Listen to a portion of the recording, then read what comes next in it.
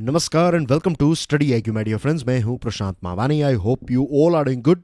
आज 1 जून 2020 है, दिन है मंडे। आई एम श्योर आपने अपना वीकेंड जो है वो काफ़ी अच्छी तरीके से स्पेंड किया होगा डियर फ्रेंड्स। आज हमारे टेबल के ऊपर एक कोट है बाय मोहम्मद अली। मोहम्मद अली एक जाने माने बॉक्सर थे। उनकी जो स्पीचेस है, मैंने इससे पहले भी बताया था कि एक बहुत ही जोली किस्म के इंसान थे। एनीवे उनका कोट है, the man who has no imagination has no wings.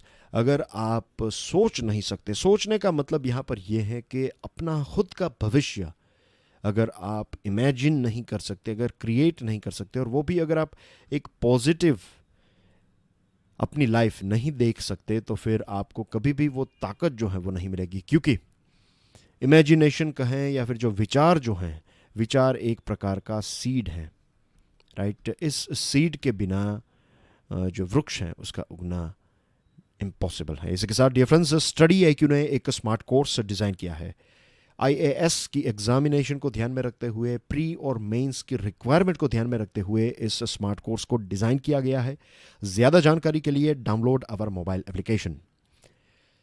Lecture की पीडीएफ मैंने शेयर कर दी है मेरे टेलीग्राम चैनल के ऊपर। You can follow me on Facebook. Dear friends, बहुत सारे ऐसे स्टूडेंट्स हैं जिनको ऐसे एनालिसिस की आवश्यकता है, थरो एनालिसिस की आवश्यकता है, तो उन तक इस लेक्चर को ज़रूर पहुंचाइएगा।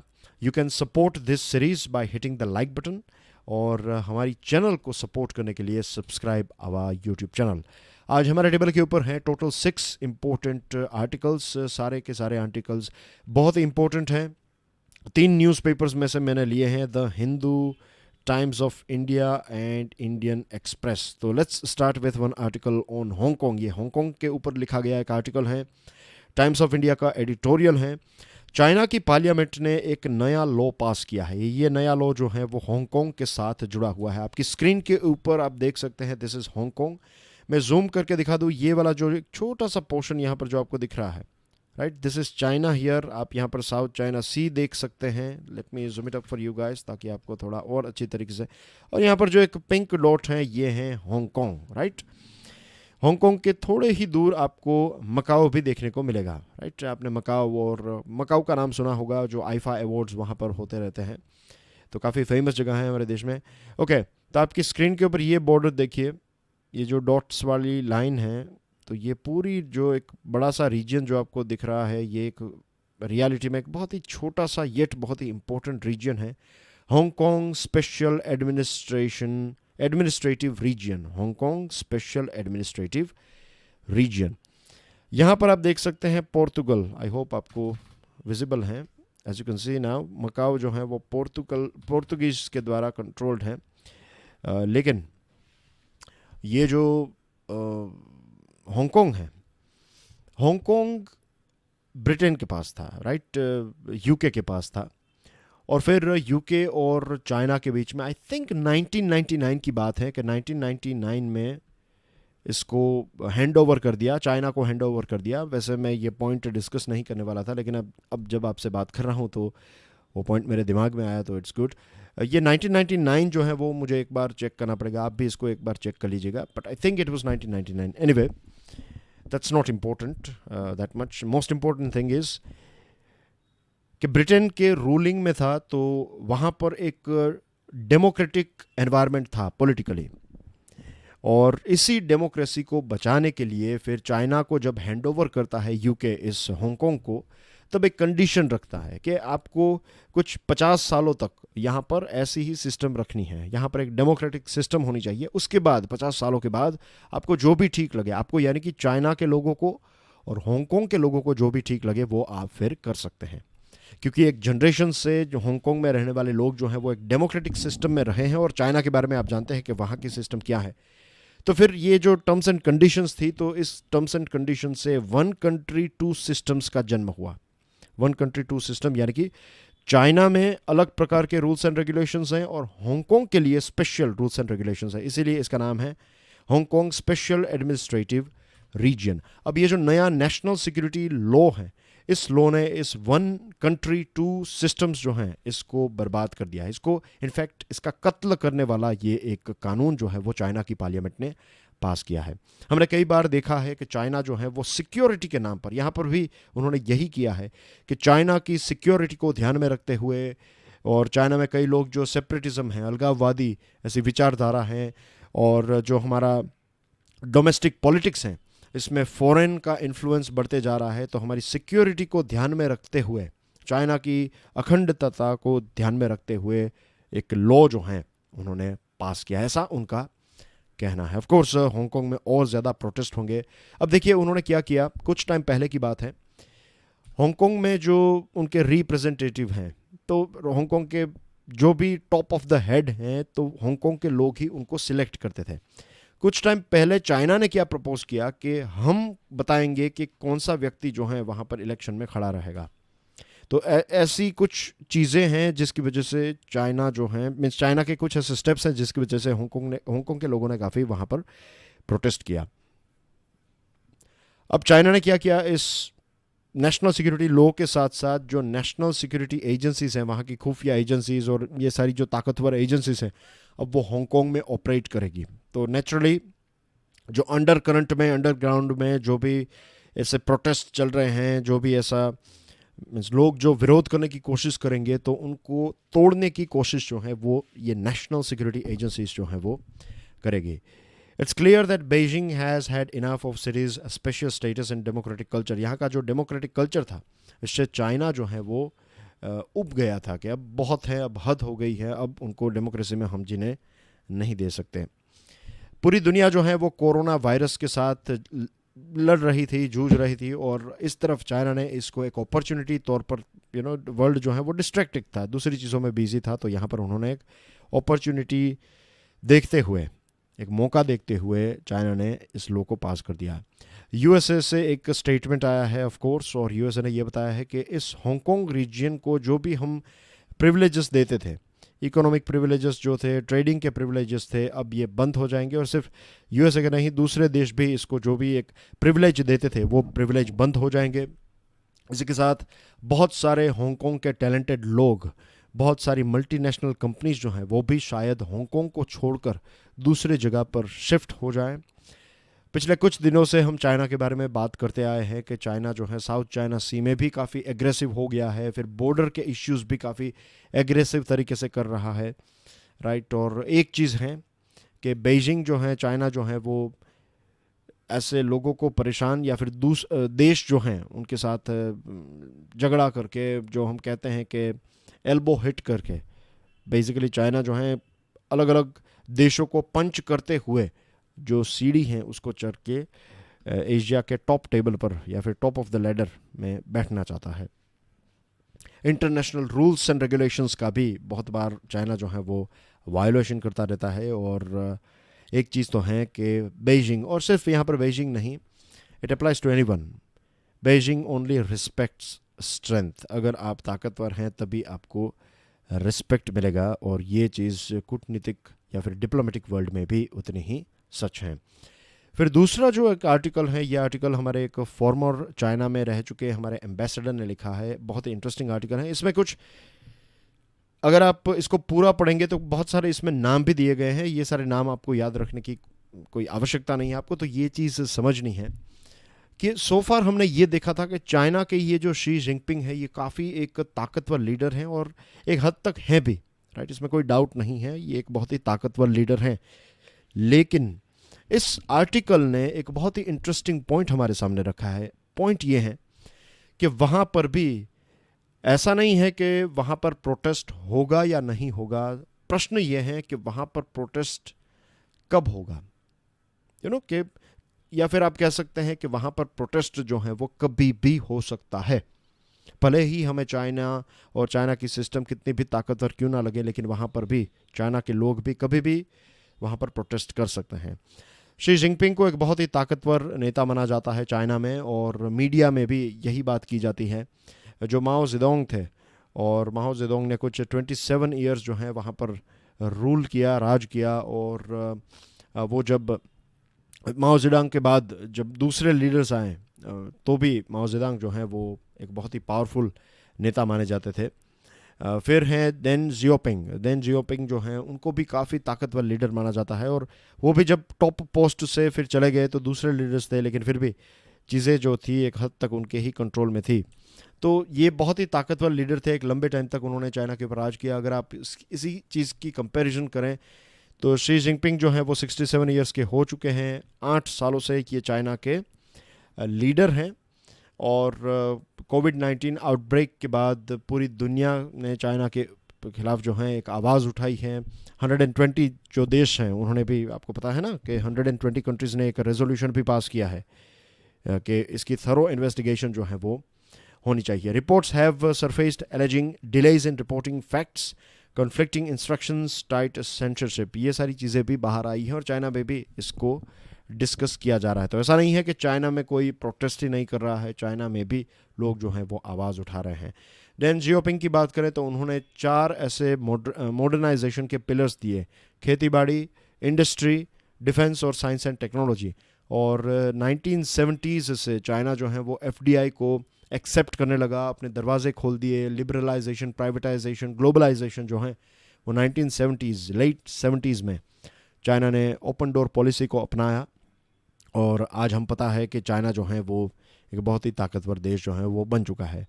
देन जियोपिंग ने भी ये कहा था, कुछ दिनों पहले भी हमने बात की थी, कि जब तक आप प्रोग्रेस कर रहे हैं किसी के साथ एंगेज मत होइए, किसी के साथ झगड़ा मत कीजिए, राइट, आप आगे बढ़ते जाइए। लेकिन ये सारी चीज़ें जो हैं अब शायद चाइना जो है ये बहुत ताकतवर हो चुका है, तो शायद इसी वजह से शी जिनपिंग जो है वो अलग अलग जगहों पर इश्यूज़ क्रिएट करते रहते हैं, या फिर उनका एडमिनिस्ट्रेशन इश्यूज़ क्रिएट करते रहता है। जैसे कि साउथ चाइना सी हैं, यूएसए के साथ इश्यू चल रहा है, भारत के साथ बॉर्डर इश्यूज़ चल रहे हैं, फिर दूसरे बहुत सारे अलग अलग देशों के साथ अलग अलग लेवल पर इश्यूज़ चल रहे हैं। देन जियोपिंग तो उन्होंने एक collegium form of decision making को वो प्रोत्साहित करते थे। 8 एल्डर्स कहते थे उनको, 8 एल्डर्स, तो ऐसे 8 लीडर्स जो हैं वो मिलकर डिसीजन लेते थे। लेकिन यहाँ पर ऐसा लग रहा है कि एक लंबे टाइम से मिस्टर शी जो हैं वही सारे डिसीजंस लेते हैं, और बहुत सारे लोगों को, अगर आपने उनके राइवल्स जो हैं उनको जेल में भेज देना, बहुत सारे टॉप रैंकिंग ऑफिशियल्स को जेल में भेज दिया है, तो ये सारी चीज़ें वहाँ पर एक लंबे टाइम से चली है और लोगों को भी इसके बारे में पता है। शायद अब धीरे धीरे लोग जो हैं वो इन सारी चीज़ों का विरोध भी करने लगे हैं। चाइनीज़ इकोनॉमी की बात करें तो कोविड-19 की इम्पैक्ट डेफिनेटली चाइनीज़ इकोनॉमी के ऊपर होगी, और जस्ट लेट्स से कि ये पूरा जो एक एंटी चाइना वेव हमें देखने को मिल रही है, तो ऐसा हो सकता है कि बहुत सारी कंपनीज जो हैं वो वहाँ से निकल जाए, और एक्चुअली निकल जाए, राइट, बातें नहीं लेकिन एक्चुअली निकल जाए, और चाइना के प्रोडक्ट्स लेट्स से कि एक हद तक लोग ना ख़रीदें। तो ये सारी चीज़ें अगर होगी तो फिर चाइना की इकोनॉमी के ऊपर एक बहुत बड़ी नेगेटिव इम्पैक्ट होगी, और चाइना की इकोनॉमी के ऊपर अगर इम्पैक्ट होगी तो वहाँ के लोगों की इकोनॉमिकल कंडीशन ख़राब होगी, और ऐसी सिचुएशन जब होती हैं तब पब्लिक डिसेंट या फिर एक क्रांति भी हमें देखने को मिलती है। मिलिट्री कन्फ्रंटेशन अगर यूएसए के साथ हुआ तो भी चाइना के लिए एक बहुत बड़ा ख़तरा होगा। अगर चाइना उसमें लेट्स से हार गया या ऐसा कुछ हुआ तो चाइना जो है उसकी इमेज भी ख़राब होगी। तो ये सारे कुछ रिस्क हैं। अगर ताइवान के साथ कुछ किया तो फिर यूएसए और दूसरे जो ऐसे मित्र देश हैं वो यूएसए के साथ खड़े रहेंगे चाइना के ख़िलाफ़। तो ये कुछ ऐसे इश्यूज़ हैं। और एक CICIR institutes of contemporary international relations, तो ये एक थिंक टैंक है, वहाँ की जो मिनिस्ट्री ऑफ स्टेट सिक्योरिटी है उसके साथ जुड़ी हुई थिंक टैंक है। और इस थिंक टैंक ने ये बताया है, वार्निंग दी है चाइना के टॉप लीडर्स को, कि अब एंटी चाइना सेंटिमेंट जो है वो धीरे धीरे बढ़ते जा रहे हैं, particularly after this corona virus outbreak. जो तियाननमेन इंसिडेंट हुआ था 1989 का, उसके बाद जैसे लोगों ने, इंटरनेशनल कम्युनिटी ने चाइना को एक प्रकार से बहिष्कार किया, एक बॉयकॉट किया, उनकी निंदा की, तो यही सेंटिमेंट्स जो हैं वो फ़िलहाल देखने को मिल रहे हैं। और ये रिपोर्ट लीक हुआ है, तो इसका मतलब ये भी है, ये बेसिकली एक रिपोर्ट था, तो ये रिपोर्ट लीक हुआ है। तो ये रिपोर्ट लीक होने का मतलब भी यही है कि वहाँ पर कुछ लोग, कुछ ऐसी ताकतें हैं जो ये जो फ़िलहाल करंट सिस्टम जो है उसका विरोध कर रही है, और हो सकता है कि शायद वो आने वाले टाइम में और ज़्यादा एक जो एक छोटी सी एक छोटी सी एक चिंगारी जो है तो ये एक लपक का रूप जो है वो ले सकती हैं। लेट्स सी कि आगे क्या होता है। लेकिन एक बहुत ही इंटरेस्टिंग ऐसा आर्टिकल आपको बहुत कम पढ़ने को मिलता है। ज़्यादातर आर्टिकल्स में यही है कि चाइना ताकतवर है, यहाँ पर ये चीज़ें होती है, लेकिन यहाँ पर एक क्रांति भी धीरे धीरे कहीं पर अंडर करंट जो है वो चल रही है, ऐसा देखने को मिल रहा है। Moving on to next item, open with question. The Hindu newspaper का एडिटोरियल है और एज वी ऑल नो कि लॉकडाउन 5.0 की गाइडलाइंस जो हैं 30 मई को इश्यू की गई थी। अनलॉक 1 जो है वो एक्टिवेट हो चुका है आज से। ख़ास करके जो डिलीवरी ऑफ गुड्स हैं, एवरीडे सर्विसेज, जो रोज़मर्रा की ज़िंदगी की चीज़ें हैं, वो आज से बैक टू नॉर्मल हो जाएगी। कुछ ऐसी चीज़ें हैं जिनको बंद रखा जाएगा। इसमें एक चीज़ जो सरकार को समझनी है, सिस्टम को समझनी है, लोकल एडमिनिस्ट्रेशन को समझनी है, वो ये है कि कोविड-19 के अलावा जो दूसरी हेल्थ सर्विसेज हैं उनको जल्द से जल्द बैक टू नॉर्मल हमें करना होगा। आज हमारे देश के 70% केसेस जो हैं वो 13 ऐसे सिटीज़ में हैं और इसके बारे में अभी कुछ दिनों पहले ही फ्राइडे या फिर थर्सडे फ्राइडे को हमने इसके बारे में डिस्कशन की थी। इस 13 सिटीज़ के बारे में, 70 केसेस के बारे में, इसको थरोली एनालाइज किया था। अब बहुत सारी जगहों पर केसेस जो हैं वो तो इंक्रीज़ होंगे ही। कुछ चीज़ें बंद भी रखी गई है, जैसे कि रिलीजियस प्लेसेस हैं वो बंद हैं।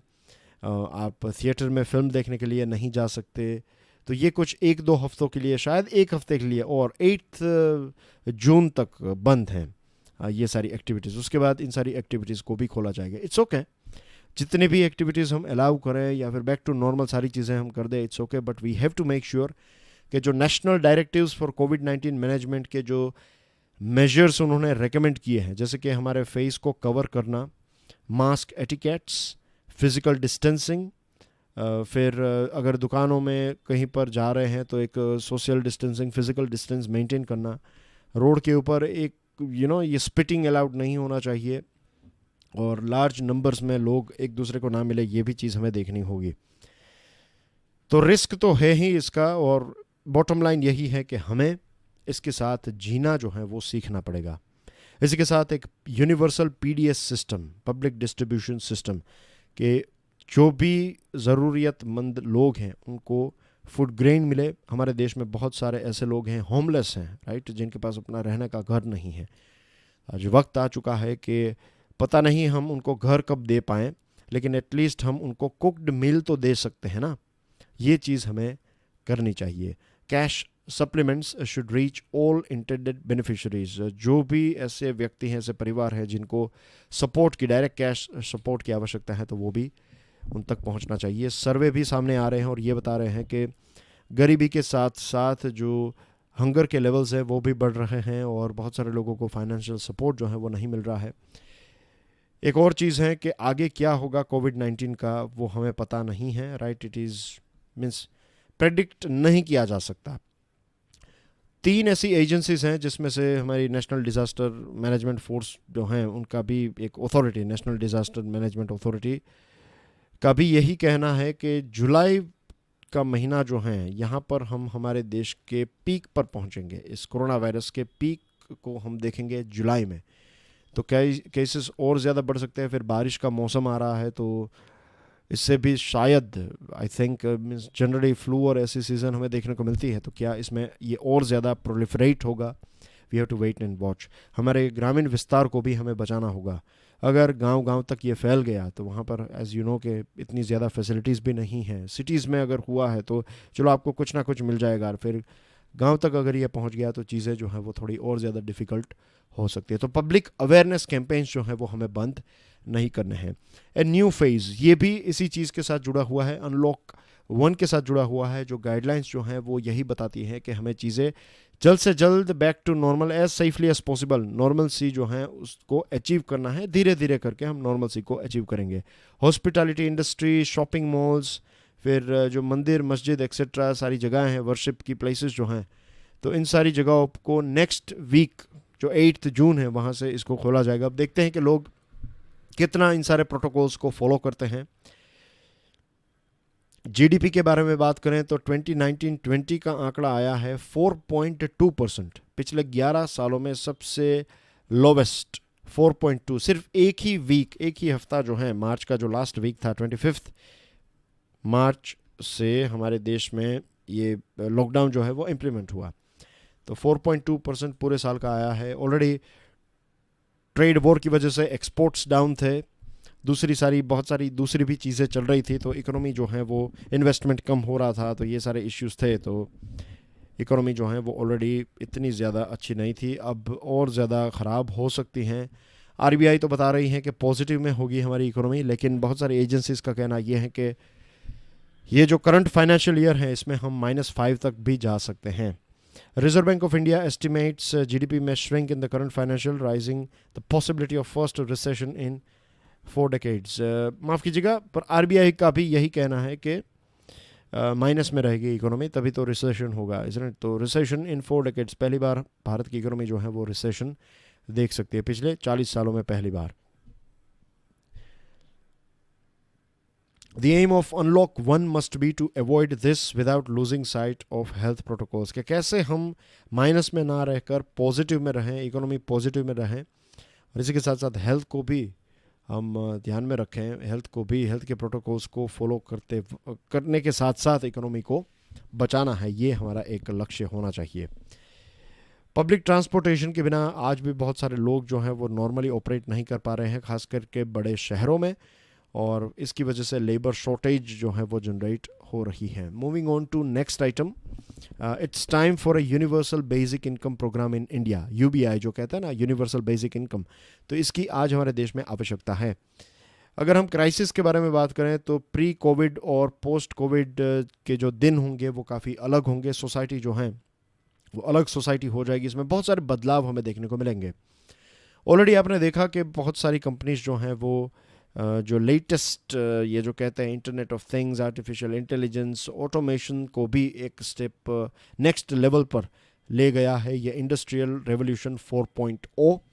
और बहुत सारे देशों ने जो पहले एक फैक्ट्री में अगर 1000 लोग काम करते थे, आज उन्होंने रोबोट्स और ये सारी चीज़ें वहाँ पर डिप्लॉय कर दी हैं। चाइना में कुछ फैक्ट्रीज थी, वो सारी फैक्ट्रीज जो हैं एक लंबे टाइम से, अभी कोविड-19 की वजह से नहीं, उससे पहले भी ऐसी कुछ कंपनीज जो हैं वो चाइना को छोड़कर, एडिडास एक्सेट्रा, तो उनके बड़े प्लांट्स थे, तो अब उन्होंने जर्मनी में वापस प्लांट्स शिफ्ट कर दिए हैं। वहाँ पर एक पूरा उन्होंने सेटअप क्रिएट किया है, रोबोट्स के माध्यम से वो शूज़ और सारी चीज़ें बनाते हैं। तो वैसे भी अगर देखा जाए तो लोगों की जो डिमांड है, एज ए फिजिकल लेबर की जो डिमांड है, वो वेस्टर्न वर्ल्ड में, डेवलप्ड कंट्रीज़ में तो कम होती जा रही है।